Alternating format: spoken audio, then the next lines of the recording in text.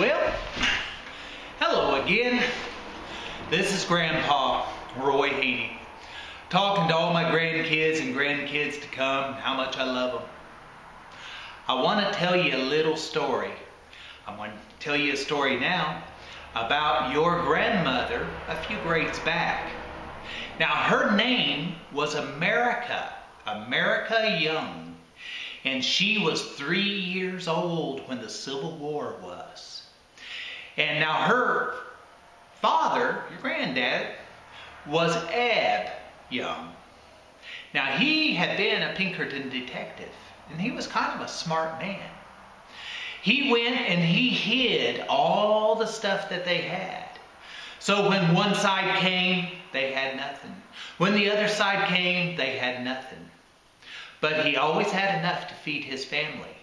And this is a story about what happened one night. They were sitting down at the table when raiders came. They rode right up into the front yard, as the story goes.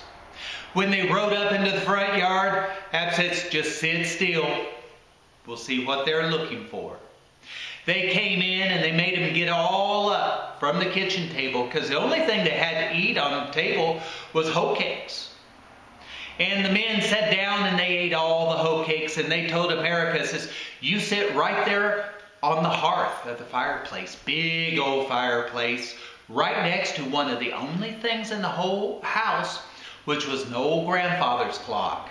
As Ab couldn't take the grandfather's clock and hide it. They got mad. "What do you have?" "Nothing. Everything's been taken." They got so mad they decided to take that grandfather's clock, and they dismantled it because they were on horseback. And they got it all dismantled, and the story goes from my grandmother telling me, says, America just sat there and her legs was patting like that. I can remember her telling me that so many times. They got everything, they loaded it all on the horses. They started to ride off, and little America, now she was 3 years old at the time, looked up, and up on the mantle, she saw the Thumbball. That's what they call the thing that goes back and forth in the grandfather's clock.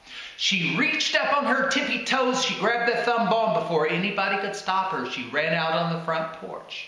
And she ran out and she says, "You've got the clock, you come and get the Thumbball too." And a man stopped his horse, wheeled it around. They knew she was gone. Rode into the house, right to the yard, right to the porch, slid his horse to a stop, stepped off that horse in front of that little girl, saluted her, took the Thumbball, got on his horse and rode on, and America lived to be a ripe old age. I'm glad, because she's my grandma.